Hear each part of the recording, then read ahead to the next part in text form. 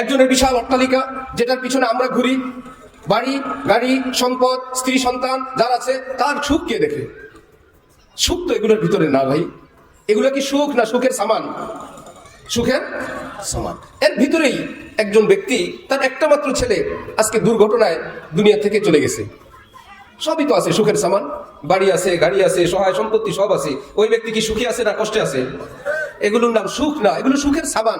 এগুলোর মাধ্যমে সুখ আসতেও পারে, নাও আসতে পারে। কিন্তু আরেক বেচারা কুড়ে ঘরে থাকেন, ভাঙ্গা ঘর, একদিক থেকে পানি পড়ে, স্ত্রী নিয়ে স্বামী কষ্ট করে এক পাশে থাকেন, দিনদার ছেলে মেয়েরা থাকেন, বাইরে থেকে এসে ঘর খুললেই কে কার আগে সালাম দিবেন, স্বামীর অপেক্ষায় আমি সালাম দিব। স্ত্রী দরজা খুলেই তিনি বললেন আসসালামু আলাইকুম ওয়া রাহমাতুল্লাহ। ছেলেরা কোথায়? এই তো ওই রুমে কোরআনে পাক তেলাওয়াত করে। মেয়েটা কোথায়? গিয়ে দেখলো বাবা অপর রুমে মুনাজাতের মধ্যে চোখের পানি ফেলছে। ওই দিনদার স্ত্রীর সালাম, ছেলের কোরআন তেলাওয়াত, মেয়ের মুনাজাত দেখে ওই কুড়ের ঘরওয়ালা সে জানে এই পৃথিবীটাকে আল্লাহ পাক তার জান্নাত বানিয়ে দিয়েছেন।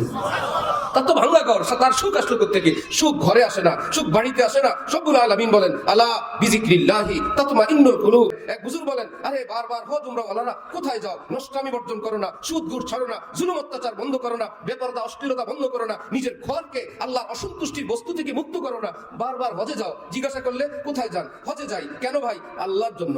তখন জিজ্ঞাসা করলেন আল্লাহ কি সৌদি আরব থাকে? আল্লাহর জন্য সৌদি আরব রওনা হয়েছ, আল্লাহ কি সৌদি আরবে থাকে নাকি?